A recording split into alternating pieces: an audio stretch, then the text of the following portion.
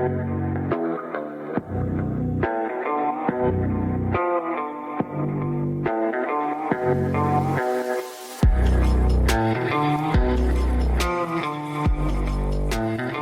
everyone, and welcome to another episode of Looking for Love in All the Wrong Dust Jackets, a show where three disgruntled harpies talk to you about everything we love in romance, whether that's books, movies, TV shows, whatever we like. My name's Liz. I'm Danny. And I'm Wiggles. And on this episode, we are doing another wrap-up episode. So we are discussing all the books that we have read that have not been in other podcast episodes, starting right before Thanksgiving until the end of January. So we got a widespread, a bunch of things to talk about. But before we do that, I gotta warn you, I got to let the people know that we are crass and unhinged. We're terribly unladylike. And we are going to talk about all of the naughty times using all them 4-letter words. Uh-huh. See, this is why we need video, just so that we can like show these sweet, sweet moves. So let's talk about the good. Everything that we read that is good or like average. Good enough to not be a loser, a zero, a zong, right? But also not our recommendation, which we will get to at the end. And we're going to each list a recommendation for an episode that we do in the future. And you get to vote on which one wins. So stick around, because that's at the end. So, Liz, you usually have the most. So you got to start. Okay, but most of mine are not good this time. Oh, no! So I'm going to be a little light in this category. Had a rough month, did we? Yes. But I'll start with a big one here. We'll start off with a pretty popular book. So When the Moon Hatched by Sarah A. Parker. Mm-hmm. This is another big romantasy book that's out there. It is about Rave, and she is like an assassin. There's like some political intrigue. They're trying to like take down the crown, I guess.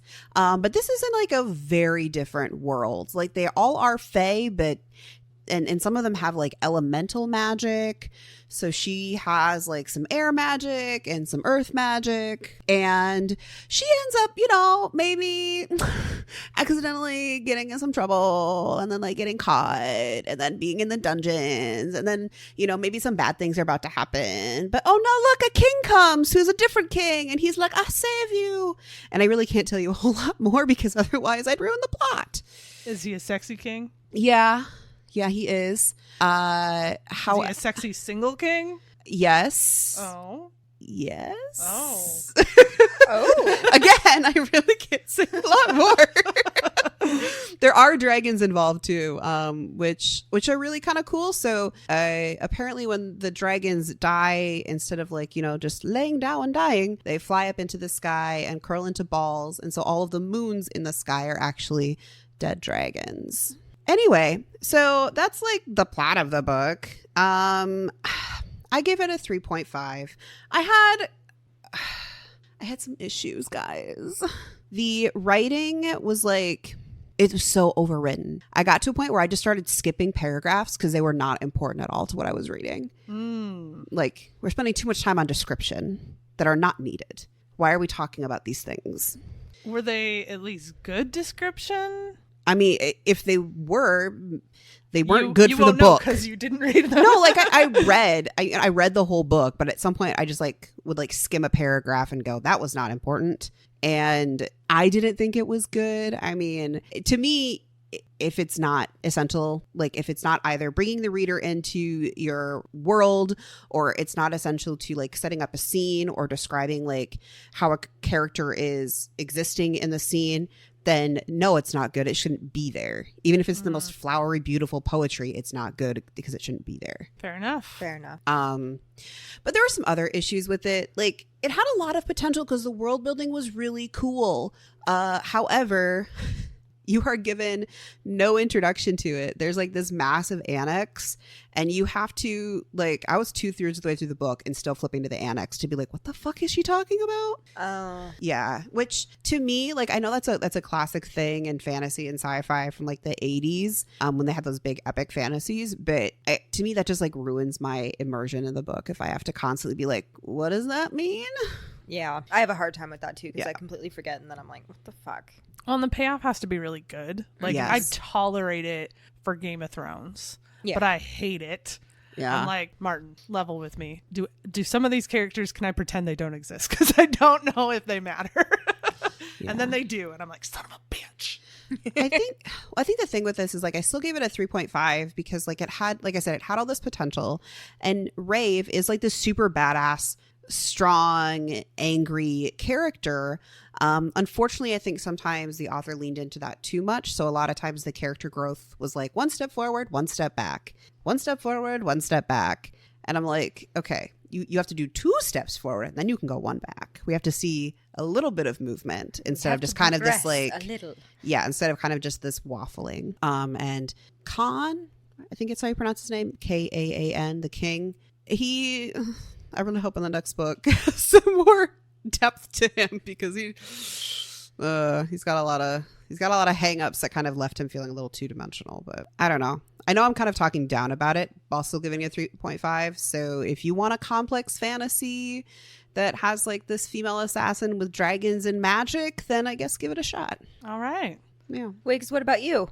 Okay. So I've been in my series era, apparently. Same. Most of mine are actually series. Yeah.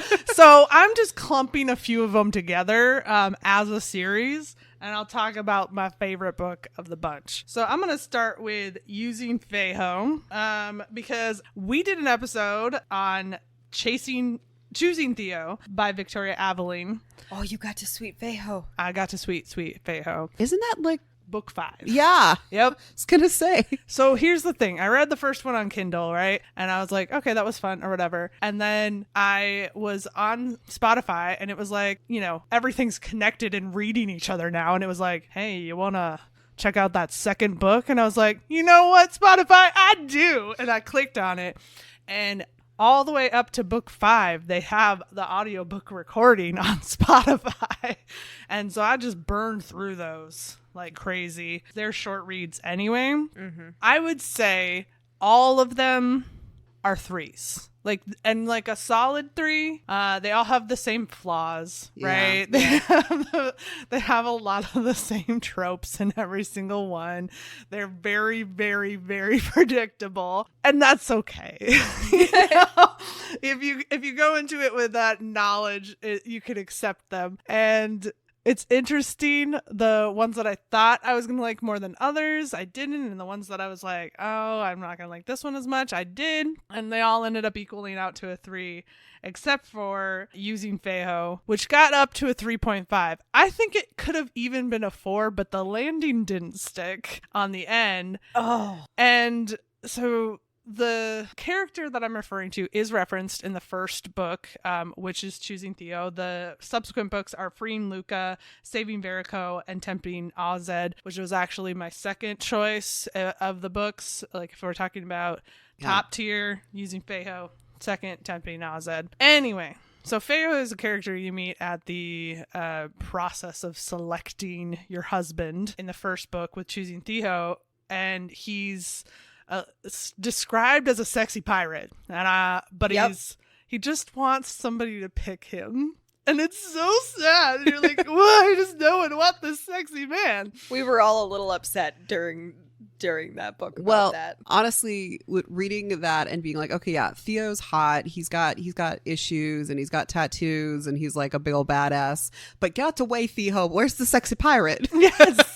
Yes. And like, the way they set it up, I'm not going to spoil it, but like they do genuinely at the front, like 75% of the book, I'm in, right? Because the girl that ends up picking him is using him. This is going to come as a shock to try to get back to Earth. So he once again did not just get picked like because somebody wanted him, which is sad. But in the end, without spoiling it, it just sort of got kind of Hallmarky after the couple gets together. And then when things inevitably go wrong, because that's just like how these books go, right? I was sort of like, I'm ready for it to be done. Yeah. Like, yeah. So 3.5 for using Feiho, but in general, the whole series is a solid 3 and fun and easy to read. So check them out. So just tagging on, since we're talking about this series, one of the books that I read was Freeing Luca, which is the second one. Did they get better after that? Because Freeing Luca to me was like a 2.5. And again, the biggest issue is like the beginning, the premise, the getting there. Yeah. Great. Once we get there, you're like, ugh. Yeah. Too much sappiness. Yes. I would say they do. Okay. But not like you're gonna be like, oh, this is a completely different book series. Like you're gonna still be like, and it's still what it is. Gotcha. Danny, I'd love to hear about your first book. Okay, so my first book is actually the second book of a series that we did an episode on, which is The League of Gentlemen Witches. You read it? I did. Oh, is it good? It is really good. Okay. So here's the thing. We did the book, we did the recording on the first book, and it's Chaos Incarnate that episode is, because these books are chaos incarnate. But so the male main character of this one is Alex, which is the best friend of the original male main character, and he's also kind of described as a sexy pirate. Nice. And they make fun of his house a lot in the first book, talking about that it's a little like Irish cottage that is kind of run down and everything. Guys, in this book, at one point they refer to it as a falcon of the Millennium Age. It's the Millennium Falcon, bitches. It's faster than all the other houses. Of course it is. Sure. And run down. And there was several moments in this book that were a little like that. And I'm like, you, India Holton, you wonderful person. Yes. She's a reference queen. Like, just throws them in there and you're like, oh, I missed at least half of them. Also, wigs. While in the first book they reference, certain authors many, many times, guess which author that is referenced all the time in this one? Jane Austen. It's constantly that Elizabeth Bennet is in the back of her mind, like, nice, ensconced. Okay, like I was gonna read it anyway, but like now I'm just like, maybe move it up the list. I've been waiting to buy it, but now that Danny is like giving her stamp of approval, I'm like, okay, I'm gonna buy this soon. Then it'll sit on my shelf for a year. I give it a 4-star. Nice. Yeah, it was good. I really enjoyed it. It cracked me up in many moments. And basically the female main character is the future head of the Wiccan Society. Nice. What is the magic in this world? They still don't really explain it. Okay. They essentially, so from what I've seen, they don't really do any different magic than the pirates do with the levitation. They're just constantly levitating shit. Okay. But yeah. Rules is rules. So some of us are pirates and some of us are witches. And basically the and they're constantly stealing shit too, but they're like mortal enemies. I like the idea of pirates and witches aren't like, oh, we're the pirates because we're on the sea doing pirating and swashbuckling, and we're the witches because we're in witch covens and do magic. It's more just like two gangs who are like, we're gonna call ourselves witches. Yeah. You guys call yourself pirates. That's it. Pretty much. The witches don't fly around in houses. Do they fly on brooms? There's a bicycle. There is a broom at one point. They have this fun little device that just like is a bunch of different things. It's like the Swiss Army knife of magical devices. It's fun. They're constantly like bickering at each other, but then there's this really, because in the time period it sets place in the Ton period and everything, the Victorian era, and there's witchcraft is still illegal. And so at one point there's some sort of phrase where like, what, you're gonna turn her in for being a witch? And they were talking to another pirate and she goes, of course not, I'm no murderer. And it's like, oh, because the idea of turning her in as a witch because she would be hunted down by the government and burned at the stake. Yeah. Just offends their pirate sensibility.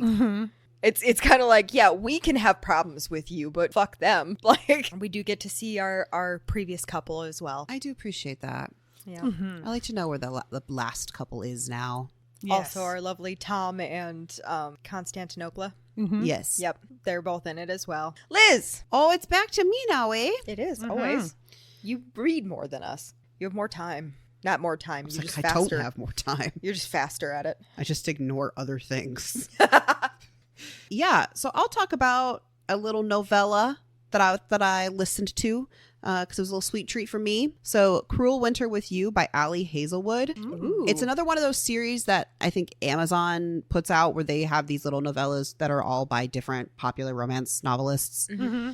I don't know what this series is called, but it's their winter one. Okay. All right. And so I gave it 4 stars. It's a novella, so you're not going to get a lot of depth, but I thought it for a novella, it was really well done. It is a second chance romance, best friend's brother, like romance situation. So Jamie, our female main character, she is back home for Christmas and she gets snowed in at her dad and then her best friend and the brother, Mark, who she ends up dating. Their parents have been friends for forever, right? So their families have been mingling since they were little ones. And so her dad sends her over to go get this special pan to cook the Christmas ham in from their friend's house. And then she gets snowed in and it's just her and the brother, Mark. And you get a lot of flashbacks to when they were in like elementary school, middle school, high school, and then even like post college when they're out on the West Coast together, not together, but like they're both there, which I thought was like a really nice buildup. So in a novella, I felt like I got still kind of a full story, which was really nice. Love that. Yeah. And then, they're snowed in together, so they bone. I mean, what else it's are you gonna cold. do? I mean, it's just the natural order of things, honestly. Yeah. Yeah. Yeah. Mm-hmm. That's kind of the plot because Okay. it's a novella. Mm-hmm. I mean, yeah, Mark's kind of held a torch for her for forever, and he was kind of the annoying kid brother, and then also kind of like the bad kid who dropped out of college but ended up being like a successful tech bro, and she's a doctor, and so, but. It was fun. It was nice. Okay. We're not disputing this with you, love. I don't. It's a novella. I know there's not much more that happened. All right.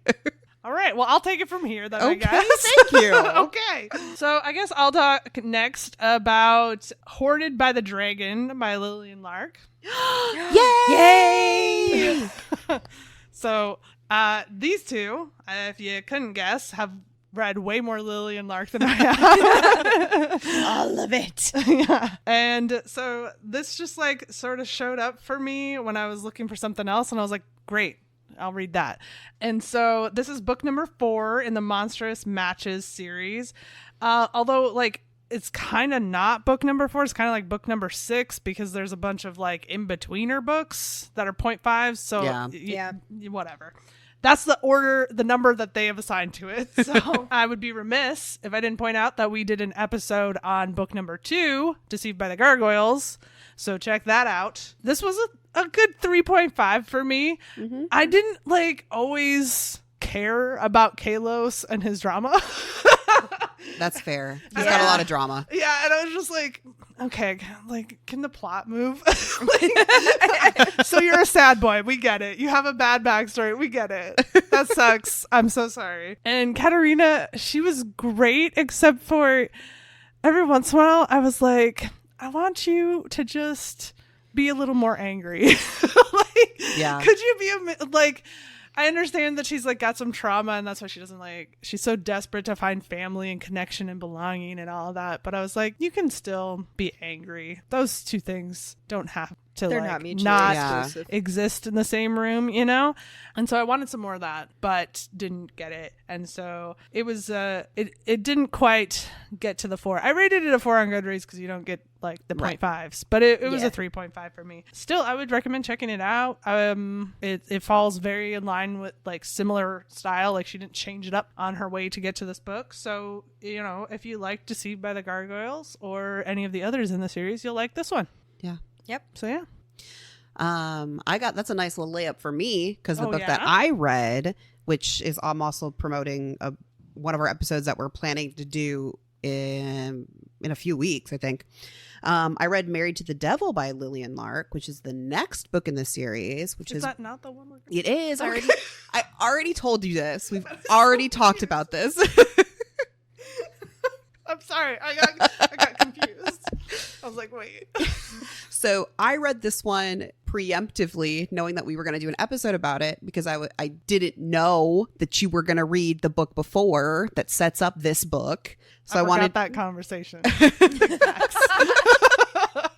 So I wanted to make sure that we could just like read that book without missing anything. I gave it a 3.5. I'm not going to say anything more other than it's a gargoyle, a demon, and a witch. I will say that this book did set me up to be excited to Yes. read. What is it again by the devil? Married to the Devil. Married to the Devil. That's the one. I was like, I don't think we've seen the last of Ben. You know you haven't. He's the main character to the next book. And you know, I love an arranged marriage. I love a grumpy gargoyle man. Mm-hmm. So Me too. So you'll find out more about that Yeah. soon. A few episodes from now. On the subject of monster fucking. oh boy. We're always on the subject of oh monster boy. fucking. I also read The Fake Mate by Lana Ferguson. God damn it. I read that one too. It's on my list to talk about. What the fuck? It's been sitting on my shelf forever, and I looked at it and I said, today's the date. Being a mood reader is hard. It is. I just don't understand how we read so many of like either the same series or just like the same book. We were in sync, and we didn't even know. We didn't even know. Well, I gave this a 3.5, but it's like a lower 3.5, so on Goodreads it gets the 3 rating, okay? So it's not as good. I'll say I gave it a 2.75. So I rated it even lower than you, which isn't normal. I know. I'm a judgmental bitch, okay? Here's the thing. Like, there were some moments where I was really loving this book, where I was like feeling it and I was like, yeah, let's go. But there were other moments where I was like, it feels like you read fan fiction that uses the Omegaverse and we're like, what? I want to like sort of like take that, repackage it and make it cute and take out all of the like things that appeal to people otherwise. Because this is an Alpha Omega verse book. And so Mackenzie's... Well, I won't be reading it then. She also it's like it's just the tip of the iceberg of the Omegaverse though. Yeah. I don't, which is weird. You would think I would. That is one that I'm like, ugh. I do like it when I read fan fiction. I'm not gonna lie. I am who I am. I love fated mates, and I like the idea of, you know, two people yinging and yanging, but you know, it can get weird. It can get weird. I like fated mates, but sometimes Omegaverse goes. Oh, it gets real sexist real fast. Yeah, it goes to a level that makes me deeply uncomfortable, and Yes. I don't need to go there in my And books. it's, Thank you very much. You know, it's a slippery slide into some weirder shit you didn't want to read. Yeah. And you are like, oh, I think I'm just reading this fanfic that's totally safe and normal. And suddenly you're like, Jesus Christ, this is too much for me. I have touched the hot stove. I'm backing away. That's not what this book is like, though. I should say I'm fine with books making me deeply uncomfortable, not in that way. Sure. I will say for this book, like, to say it's a part of the Omegaverse is like she just used the words. Yeah, That's what I'm it. saying. Like, she repackaged it in a very cute way. Yeah. And smoothed it all out and got rid of the rough edges. But also didn't explain any of it. Yeah, it just was assumed Oh. you understood. Yeah. And so we have Mackenzie, who's an Omega, and she's not totally happy about being that. Like, she's not hating on herself or anything, but she's like, people weirdly fetishize this and it sucks and I keep going on these shitty dates, right? And then you have Noah, who's an Alpha but has been suppressing it his whole, like, adult life. And so really just like doesn't even know what that means for him, if we're being honest. And so because Mackenzie is sick of these dates, she's like, I'm just going to pretend I have a boyfriend. And then Noah happens to be walking by at the wrong time and she's like, you bitch, get over here and take a selfie with me. Because you're my fake mate. And he's like, excuse me? Back the fuck up. And then he's like, okay, but I can make this work for me. Because apparently the hospital that they work at together has called him into a private meeting because they have sneakily found out that he's an alpha. And about alphas are obviously capable of being dangerous And so he thinks he's going to lose his job. But apparently, if you are mated, that mellows you out. So he could still be a doctor then, which is all kinds of like weird, like you would sue for that. Yeah. Yeah. And so they become fake mates and do coupley shit and fall in love. So like in that way, it is textbook modern romance. Yeah. It's not until you get to the sex that it's a little different because he's got the knot. And she goes into heat. And yeah, she does go into heat. I did like that scene. I won't lie. Mostly because he's like, I'm going to take care of you. And, you know, there's that eldest daughter, independent woman, really just wants somebody to take care of her. Yeah, we do. We do. We just want someone to be like, here, let me take care of you. And so that really appeals to my nature. Yeah. So Fair enough. I don't think it would appeal to me quite the same way, but I am not technically I'm the eldest daughter. But you're not the oldest child. But I'm not the oldest child. In fact, I'm the baby. Yes. There's only two of us. It's shallow pool when you go that way. The things I didn't like about it though were I thought it was kind of like really repetitive. Like it gets to a point where it's just like blah blah blah blah blah sex scene. Even blah some blah of the blah blah things they said sex were scene. repeated. Yes. And I was like, can we not say the same thing every goddamn time? Get creative. And the sex scenes were kind of just the same. They were. I'm like, you have so many tools in the toolbox. Use them. You have options. They didn't get very spicy with their variety. Yeah. You know, and there were options that were untapped, which was disappointing because she's out there claiming to be having the greatest sex ever. And like, I hope so. Like, I mean, good for you, girl. Good for you. You're like, prove it, bitch. Right? But yeah. So that all said, I would still recommend if you want a tamer version of that shit and you don't really want to go to the depths that is Wattpad and fucking Archive of their own, you know, check that one out. It's safer there. I'll tell you that. I don't know about you, Liz. I didn't really. I was fine. It You was were fine. it was a book that I read. It was kind of a wop wop for you. Yeah. Yeah. So, Well, Danny, I would love to hear about your other book. Okay. I would love to tell you about my other book. I thought you might. yeah, I'm just gonna sit back for a while because I know this will be a minute. I'm sorry. So, as I've stated before on this podcast, I absolutely am obsessed with the TikTok series Hell's Bells. It's by the TikTok creator See Ya Later.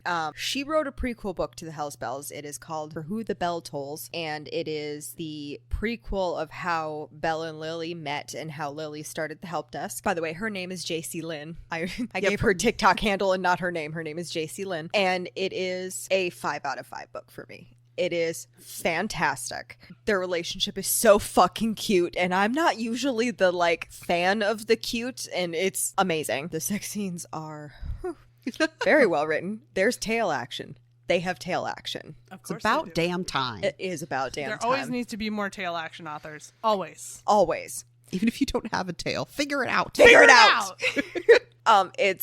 It's really amazing. It also takes you to some really emotional places. Trigger warning for a little religious trauma, but it's also acknowledged religious trauma she's working through and everything. It's hilarious how she starts the help desk. She just kind of wanders down to hell to check it out. And then is like, you guys could use some help down here. How about I distract some morons? And they like set up a card table and like handmade a sign for her for one time. And then she just kept coming down. And then one day she showed up and there was like a stone desk there for her that Lucifer had made. And it had the sign on it. The help desk, HELLP desk. And then it says fuck around and find out. Nice. And it just keeps expanding. And it's so good and emotional. I bawled my eyes out. Bawled. Hysterically. I realize that's kind of a low threshold, but like not for books. Movies get me easily. Books don't always. And bawled hysterically multiple times. And you get to see how Sharky arrived. And it was so good. I can't tell if you like this book or not. Just a smidgen. It is quite long because it is one page short of 700 pages. Damn.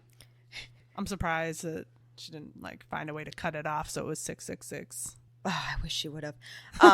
But she did leave it open to it continuing because the end of the book starts with Penny arriving at the help desk. So do you feel that you need to watch some or all of the Hell's Bell series to enjoy this book? absolutely not. Nice. Now, are there a lot of references to things that happened during the course of the series? Yes, there are, but you do not need any knowledge of them. Everything is explained because it also starts before Lily died. Okay.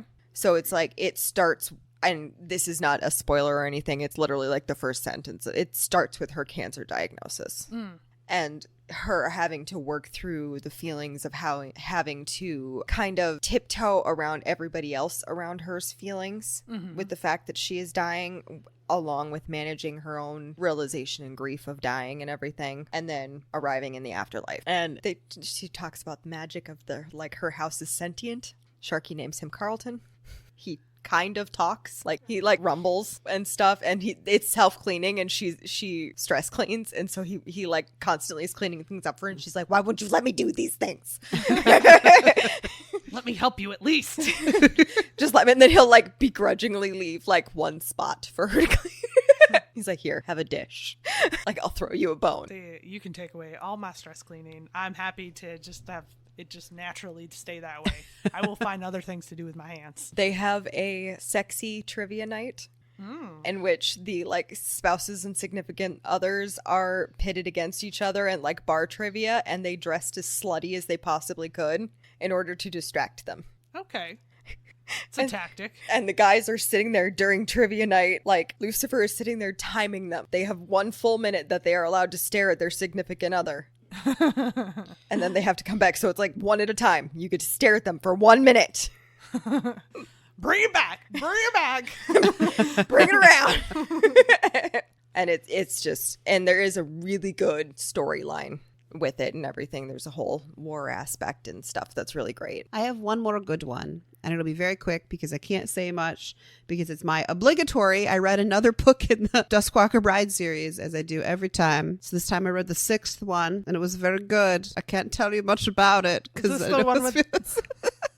this the one with the female Dustwalker? No, this is not. That's the 8th one. Okay. This one is actually a male human and still a male Duskwalker. So it's the only MM in the series. And it's the second of the twins. I can't really tell you in any way how they met because it would totally spoil things that happened in previous books.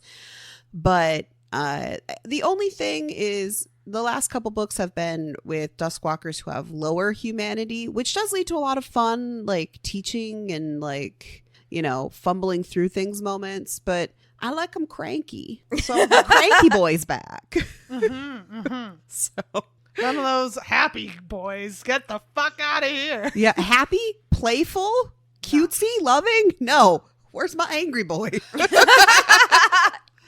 See, and I've been sitting here as I've been steaming through. I've been so on the reading train lately that I'm just terrified to like hit that one bad book and it all comes crashing down. But what I really want to read next is a big old golden retriever boy, and haven't found it yet. There's so many out there. So many options. Well, you know, me and not like reading covers. So you know who's a golden retriever boy? Belle. Bringing it back around. Yep, just gotta. All right. Well, this next one for me is a 5-star. Ooh, a 5-star. Sparkles Explosion. Yeah. And that was 10,000 Stitches by Olivia Atwater. Mm-hmm. We did a episode on book number 1 in her Regency Fairy Tales series, which is Half a Soul. This is book number 2. And this is another one where like the numbers get messy because there's a lot of 0.5s in there. But this is solid book number 2. And this is between Effie and Lord Blackthorn, who you meet Lord Blackthorn in Half a Soul. He's this goofy fairy guy who is like following the leader on the like trying to be like a good English gentleman, right? And so in the aftermath of all that has happened, this is several years later, he has still been interacting with our main gal's emotional half in Fairy, who is now Lady Hollowvale, because she is now the lady of that land, right? And so in that, he has been sort of in most ways taught the errors of his ways, because he really just does want to do it right. And so he takes it upon himself to leave Blackthorn and go out into the English world. And in his backyard is the home that Effie is serving in as a maid. And he has been taught by Lady Halliwell that maids are better than other people. and through his observation, he finds that they are much more useful than lords. And it's like, well, yeah, pretty much. And so he is determined that she is going to be the person he helps. And she's like, that's wild, because I've heard about fairies and your problems. But she has a crush on one of the boys that are frequent in the house that she is working in, which is the Lord's brother. And so she does end up making a deal with him that, or a bet that if she can get Benedict to marry her in 100 days, then their wager will be fulfilled on her end. But if she doesn't, she has to go work as a maid for Lord Blackthorn for the rest of her life. But he is determined to help her win the wager. But the deal that they actually make, and here's the key phrasing, which is, the reality of all fairy stories, is that she has to get married to the man she loves in 100 days. Wink, wink. Listen, the way you've described Lord Blackthorn, I'm already in love with him. He is the closest thing to that like golden retriever, except that he's a total fuck up. And he's sort of like just dopey, and he like doesn't think it makes any sense for him to act, but he's so cute. And then the 1,000 stitches aspect of it is that in order to pay back all of the things that he's getting for her, fancy dresses, the glamour, he actually steals Lady Halliwell's voice, or her elocution specifically, and gives it to Effie so she doesn't sound like a maid. For all of that, for every hour or for every minute that she is a lady, she has to give him a stitch on his jacket. And so, yeah, I'm not going to tell you anything else because it will spoil all the fairy tale magic of it, but it is very good. It's on par with Half a Soul. It is very good. I've read. So there you go. 5 stars. And did I mention that we did an episode already? Yes, you did. Okay, then great. 5 stars. Liz, you said you're out of good ones, but I think I don't have any bad ones. So maybe you do a bad one and then I'll do a good one, and then we'll balance each other out that way. Okay. Well, I'll talk about my series that I read like the second half of.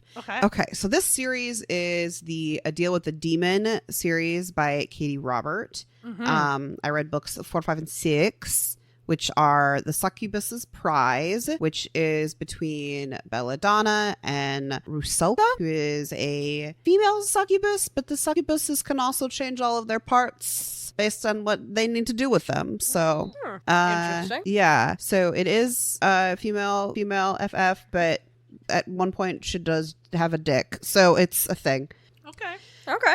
And then The Demon's Bargain by Katie Robert. She's with Lenora and Romanu, who's like honestly the most interesting character from the very first book. And the last one is The Demon's Queen, which is with Eve and Azazel, who is the big demon guy who's made all of these deals with all these women. So the whole point of all of these books is that there is another world that has demons and gargoyles and dragon folk and succubi and krakens. Yeah. And they are all the leaders of the different groups are making a deal with the head demon lord guy to essentially get a human wife bride, because apparently humans are conduits of magic, and so if they have any children out of this deal, then that would be a very powerful child. They're all fine. They're all super short. It's kind of like, I guess I haven't read anything else by Katie Robert, but that's like the vibe of this entire series, is that they're about 100 pages too short. So they kind of all float between like 2.5 and 3. I would say the best book in the series is the very first one, so you could just read that one and kind of stop if you wanted to. Yeah, that's they all kind of have that same problem. They're super formulaic.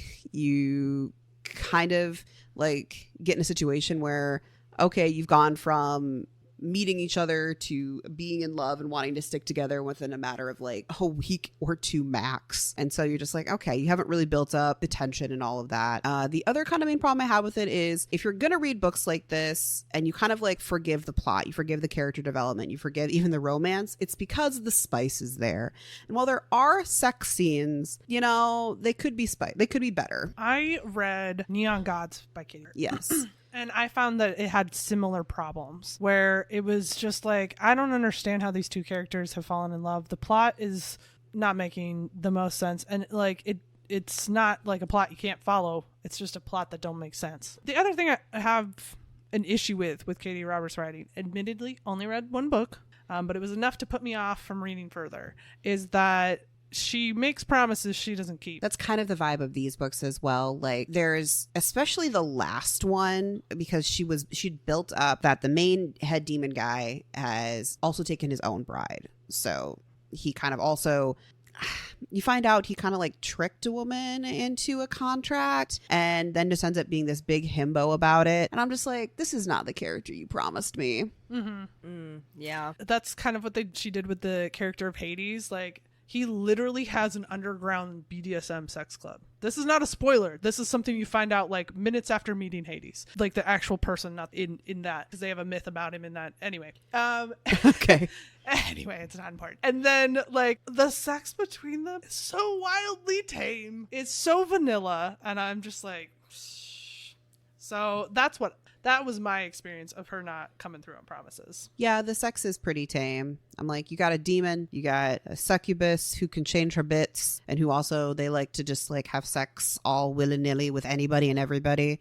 And like, yeah, there's points where they are having sex with other people like together. Like it's a sex party. That's what they do. But it's just sometimes the sex scenes felt like there was an obligation to put them in there. And so that's why it's there and not like. There's that kind of feeling always irritates me, because while yes, I do like some of the raunchier books, there are many books that don't really have a sex scene and everything and are very, very good. For instance, Half a Soul. There isn't a sex scene in Half a Soul, but I was fucking vested in their romance. Right?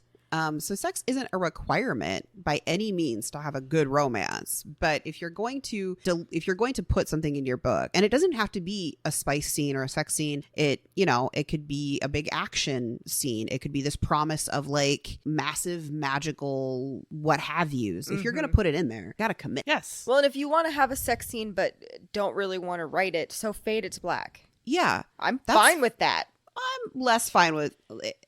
I mean, write it well so that the fade to black feels appropriate. Yes. There you go. Yes. I will say, back to the Gentlewoman Witches. Yeah. Sex scenes still sound way dirtier in language like that. And there's more of them. Ooh. Oh my. Yep. Sounds so filthy. Wiggs, what else do you have? You got anything more? I do. Do it. Okay, so I've also been reading this series called the Kingdom of Lies series by Stacia Stark, and the first book in that series is A Court This Cruel and Lovely, and I also finished A Kingdom This Cursed and Empty, which is book number 2, and I'm currently reading A Crown This Cold and Heavy. So I'm in it. There are 4 books. I'm on book 3. I think I've got half the book left. So the first 2 4-star reads. I'm not as confident with where things are at in the third book, but you know what? Sometimes people surprise me. Sometimes they it's turn a process. Yeah. These are the kind of books that you would like if you liked Quicksilver, if you are like an ACOTAR kind of person, or just in general, I feel like romantasy has been calling your name. They're gonna be good for that. They do play into tropes, but they also have like this like quirk to them that's just a hair off and different that is keeping me interested. Okay. Our main character, Priska, has time magic, and without spoiling things that come later on in the series, she's got a past and a future she doesn't know. And the more you find out about them, the more you're like, whoa, okay, so things are developing. And then she's got a huge hunkin' mercenary boyfriend that doesn't want to be her boyfriend, but also like has to be her boyfriend. And wants to be her boyfriend, but also doesn't want to be her boyfriend.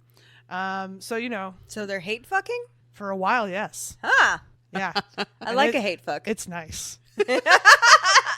This is spicier than your average romantasy. I'm going to put that out there. And like a note from the author that is literally on good. So there's a note from the author that's like even on Goodreads where it says, by the way, this is an adult romantasy and the chili peppers will get more intense as we go. Really? Yes. So basically she's like, don't be lulled into thinking this is going to be some fade to black bullshit. She's like, no, they're going to be fucking regularly and probably like every 5 or so chapters. So my goodness. Yeah, there are sections where there's a lot of fucking. well. So there's, that's keeping my interest. It has gotten a little repetitive, but she mixes this up a little bit because you are following the same couple throughout the whole series. And yeah, I don't want to give too much away. I already spoke about it as a recommendation. It is a book where, there's a chosen one kind of thing to it a little bit. It does, like I said, play into quite a few tropes, but I'm burning through them. So I can't deny that a good thing's a good thing. And so they've gotten 4 stars from me so far. So there's that. Hot damn. Mm-hmm. I said hot damn. Mm-hmm. Liz, what about you? All right. So we're gonna bring it down, y'all. Oh no. So I read Done and Dusted by Lyla Sage. And you may have seen it on the TikToks and all that with the really fun, like throwback style cover. And I was so hyped for it because I was like, I could use a fun little cowboy romance. Mm-hmm. But I gave it 2.5 stars. No. And so here's what it's about. We have Emmy, who's the youngest daughter, grew up on a ranch, I think somewhere in Colorado, and is now a professional barrel racer. And she had a really bad accident, really bad fall, and has not been able to get back on her horse. So she comes back home to the ranch where her dad and her older brother and her, like, the middle brother, and then their best friend that they like grew up with in like middle school, high school, Luke. And Luke's always kind of been a fuck up. He's been a party boy. He drinks a lot. His running after the ladies. But now that she's come home, Luke is like, he's stable. He owns a bar. He trains children on horseback riding. He's got his life kind of together, and they kind of have this like reconnection. And yeah, here's the problems with it though. Mm-hmm. One, the family dynamics seem pretty much exactly the same as Flawless by Elsie Silver. But not written as well. No, it's not written as well, in my opinion. And those 2 books, Done and Dusted and Flawless, came out very close to each other. So to say that one copied the other, I don't know. But the oldest brother in both is kind of surly, has a kid. Mom is not with the mom. The mom's there, but not with the mom. The middle brother is the one who's kind of like hopeful, wants to like improve the ranch, is very like full of joy and sunshine and rainbows. And then the youngest, Flawless, it's right because he's the youngest in Flawless, right? Mm-hmm. Mm-hmm. I don't remember his name, but he's the professional rodeo guy. And in this, it's Emmy, who's the professional rodeo gal. So it's like, it just felt very similar. And I didn't like it. Mm-hmm. The other thing too is the plot. Like, it made sense, but we were just like dropped into situations that should have been like really tense, really like, oh shit, Luke, you got a really fucked up backstory, and we're gonna go deal with your bad parents. And so it should have been this like really massive scene, and it just fell flat. Oh, I hate that. Yeah. Like the tension wasn't built up, and then it didn't like bleed into the next thing. It just kind of, and that happened with a lot of the emotional release you needed for those moments. Yeah, and that happened with a lot of the scenes. Because again, Luke is the one who's helping Emmy in secret because she hasn't confided in anybody that she's not able to get back on her horse, and he's helping her in secret to like do that because he helps people learn how to ride horses now. It just, I don't know. It had on paper, it had all of the things. Reading the book, it didn't do the things. Yeah. I hate when that happens. Yeah. And that just like, it makes you hate the book even more. Exactly.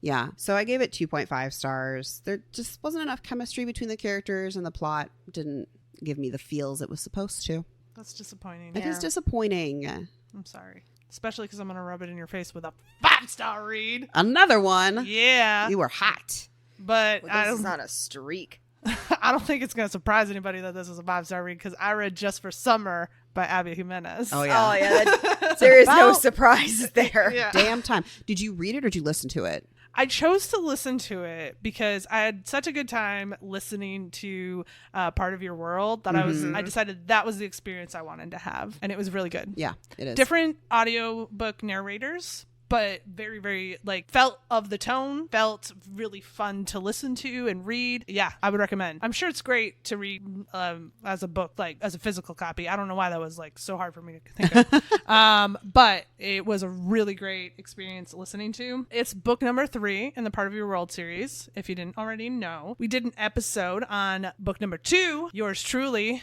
which was a banger for sure. Hell yeah, it was. Yeah.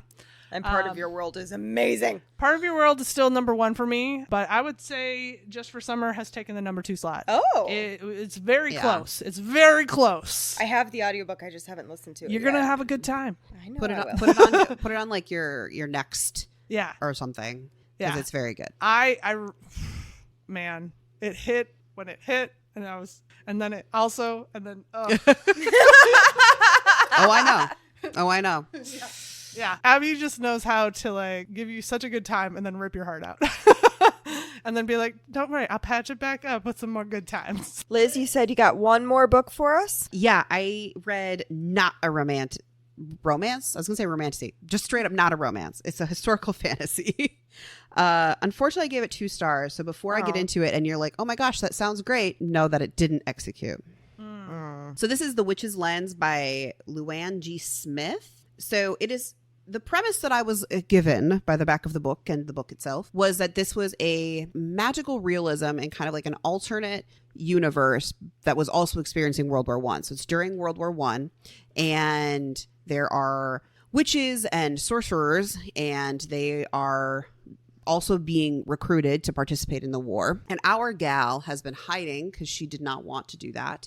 And she's been suppressing her magic, except for one thing, which is that she can, when she takes pictures, she can see ghosts. So she has a really cool camera. I mean, the camera isn't magical, but whenever she goes out, she can kind of sense spirits, and then if she takes pictures of them and then goes home and develops them, because this is World War I time era, she can see the spirits. Okay. Sounds really fucking cool. It does. It doesn't stick with that premise very long, and that's the problem. Oh. The problem is she does eventually get recruited by a magical, not society, but just Coven? kind of, yeah, to go help in the war. They're doing a special spec ops thing, and they're going to go to the front. But it very quickly gets into the fantasy aspect and not the historical aspect. So you lose the cool, how are you going to build magical realism into this World War I background. For as much that happens in the book, it's also really boring at parts. You're like, how is so much action happening and I don't care about any of it? That's so womp. I know. Yeah. So, Which is sad because I love historical fiction. I love historical fiction too. Yes. I love magical realism. You're putting some of my favorite things together. And Nah. now we can do our recommendations though. Recommendations time. Recommendations time. Wow. Yeah. Okay. So if you've made it this far, that means we're about to give you our recommendations for potential future episodes. Liz has won the last 2 times, so I think we gotta beat that down. We Okay. gotta take her down, Yeah. bitches. Hi. So how this works is we are going to tell you a quick, brief pitch for why our books should be chosen, and then we will have TikTok videos, assuming TikTok is still there. We will have Instagram videos rolling, rocking, and whichever ones get the most comments, likes, just in general talked about, we will choose that book, and you will find an episode about it on here, probably a month later. Well, yeah, it takes some It time takes to a go minute. through Yeah. go through the voting process, then the deciding process, then Yes. the reading process, and then Yes. the producing of the episode. There's a lot of processes. It is a process. And, in the meantime, we'll be releasing a new episode every Tuesday that you can listen to. Hey! We have to give ourselves times. We don't have somebody who edits this shit. The three of us do it. Yeah. It's a lot of work. It is a lot of work. So, who wants to go first? You want me to go first? Yes, because we're going to take you down. Well, if you think. Yeah, say that to the competitive one. Okay. You made a mistake, Dan. Yeah, I know. All right. So Gauntlet. I'm recommending The Spell Shop by Sarah Beth Durst. So this is a cozy fantasy, and it is so adorable and cozy. So it is this world of magical beings and magical creatures. I'm not really sure anybody's human, or if they are. It's not, that part's not really described. Our main character is blue. I don't know what creature she is, but she's a blue person. Okay. Oh. And she is a librarian, and in the city that she is in, there's a lot of rebellion and political discourse, so her library is getting burned down. You're like, Liz, that's not the premise of a cozy book. We're getting there. So she steals a bunch of spell books because it is illegal to have spell books unless you are like in a library or you are like a sanctioned sorcerer. So, but she wants to save the books because the library's burning. Because books. And so she steals the spell books with her and her best friend Kaz, who is a sentient spider plant. Oh. It works, and he's like the best character in the book. I promise All right. you. Okay.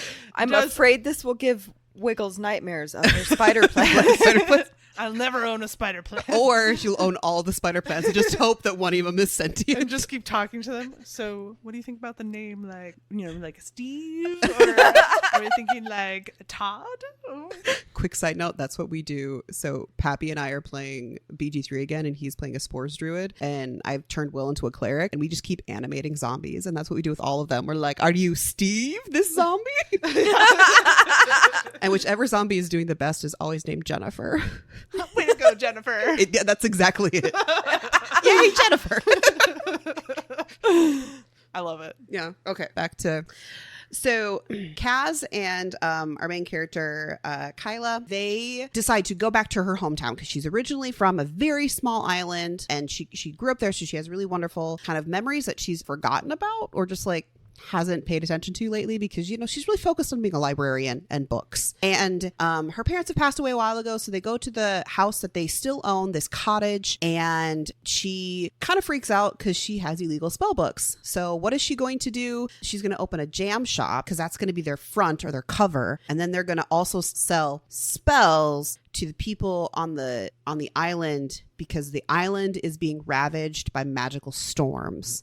So to help revitalize the orchard, they're going to sell these spelled items. Love how specific a jam shop is. It has to do with the fact that she found her parents' recipe book and she remembers making jam as a kid, and so that's what they're gonna do. And it is very kind of in line with like Legends and Lattes and stuff. It's just so lovely and wonderful, and it's just a delight and a right treat. And yes, there is a romance, and he is the biggest golden retriever, and he shows that he cares for her by doing stuff like fixing her roof and building her shelves for her books.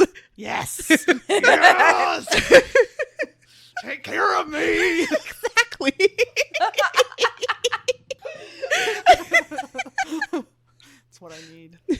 So that's my recommendations. All right. Boom. Danny, I know this is going to be shocking, but my recommendation is For Whom the Bell Tolls. consider me shocked. Oh boy. Oh my God. I did not see it coming. I know. The only thing that I am slightly concerned about with For Whom the Bell Tolls is that it is quite long. I've already read it, and I'm the problem as far as that is concerned. So I think you guys would be fine, but there is not an audiobook for it yet. There's going to be, but it's not done yet because it actually is fairly new. Mm-hmm. It just came out at the end of December. Does she have a date for the audiobook yet? Not yet. Okay. But so that would be my suggestion. You both will fucking love it. There's so many adorable moments, but then there's also action involved. And there's the Prince of Hell, Asmodeus, being a cute, soft boy who's just in love with his pregnant wife. See, this is going to make me again want to have a demon, and I have yet to find any. You know, honestly, I just want a demon to like do a few bad things for me that I don't know how to do myself. Like kill certain, you know, political figures. Trump. Anyway, give me a demon. Well, Wiggles has now shown the crazy eyes. So that's my suggestion is For Whom the Bell Tolls. I know you guys are probably sick of listening to me talk about it at this point because I've been very excited since starting this book. If we do an episode on it, we'll just have to like give Danny a mic and be like, cool, I'm gonna take a nap. You talk for 2 hours. Bye. Yeah, it'll be a lot of us going, yeah. Uh-huh. Yes. I can. I believe you. It's so good. I think it also like reining you in from being like, and this happens in the House Bell series would be very hard. That would probably be exactly what it would be like. It doesn't dip into that as much as you would think it is because it is a prequel. Mm-hmm. The only like overt moment of that was her like intro to some, you know, she's doing her spicy like intros and she's, you know, welcome to the help desk where I might be built like a frog who stood up and put pants on, but how I still kick your ass. How may I sass you today? And that's how that like particular one when Penny arrives started. Oh, okay. And so like that is in there because that's how Penny arrived. But other than that, it doesn't really go particularly into that. Like I said, you will not have to have seen any of Hell's Bells to enjoy the book. Do you think if you're somebody who hasn't watched any Hell's Bells that maybe even reading the book might make Hell's Bells more fun as a first time watch? Noted. As somebody who hasn't watched any. Personal advice. So Wiggs, what is yours? Okay, so mine is My Summer Girl by Maeve Black. This is a author who has a lot of queer representation because they are also a queer person. I just know they go by they them, but okay. I don't know beyond that. But the book is about Dulce, who has spent her entire life avoiding love, happiness, and things that make her feel alive, and then finds herself in a situation where fate says, hey, do you want a mate? And she's like, I don't know about that. And then it's like, do you want another one? And she's like, whoa, okay, that's enough. And then there's like, just kidding, take 3. Wait a minute, hasn't Danny recommended this book on a different? Then you've recommended this before. No, I've mentioned it as a potential one we could, but I haven't read it. So okay, yeah. So yeah, I thought you were telling me that it sounded like me, and I was gonna be like, bitch. It does though. I'm aware. I heard the like accusation while staring at me. Bench. So anyway, she's got one that's like there to help her accept fate, one that's there to help her with her happiness, and one that will remind her what sacrifice looks like. I don't know what that means, but if you're gonna give me a sad boy moment, I'm in. So the tagline then is, will she allow them to show her what love is really like, or will she fight them at every turn? And if she's anything like me, fight for her life. Same. So yeah, it looks super cute. I think that I can't tell what type of creatures they are based on the cover, but we've got a green gal-ish looking person with horns. We've got a peachy girl in the center. I assume this is our main gal. We got a purplish person with some black hair, and we've got an orcish looking person at the bottom. And so it looks like a good time. And it currently got some pretty high ratings. It's got a 3.77, which is pretty good for Goodreads. And, you know, it looks like it has the potential for, you know, some shenanigans. And it's been a long time since we've done a multiple. Yes, true. It has. So I can't tell you more about it because I've never read it, but it does look like fun. I like the tagline on the cover, which is a naughty midsummer monster stuffer. Ooh. I don't know. I think we've had a lot of like milder, you know, not monster fucking. And I think it's maybe time we get back to a little monster. We've got to get back to our roots, guys. Yeah. Multiple monsters with surprising phalanges. This is what we're about. So help us get back there and vote for my book, My Summer Girl. There's tail action and For Whom the Bell Tolls. So yeah, make sure you vote on Instagram or on TikTok and tell us which one, mine, is going to win. Mine. Look, I want to read any of them, so I don't care who wins. True. Yeah, like, I was going to say none of us lose. I was literally sold by all of them. So. I just want to win because I want to win. Okay. Well, that brings us to the end of the episode. If you like this episode, you can find us out there on the socials at Wrong Dust Jackets, primarily on TikTok and Instagram. But you can find us anywhere. You can find us on the YouTubes. You can find us on Threads. You can find us on Facebook. And you can definitely find us at our website, wrongdustjackets.com, where you will find lists of episodes that we've done, ones that have coming up, and blog posts, which I have updated, including a blog post for When the Moon Hatched. So you can read more about that that book that I talked about at the beginning of this. And yeah, we would like it so much if you gave us like 5 stars, like, comment, review, whatever's available to you on your podcast listening app. That's what I got. Bye, y'all. Bye-bye.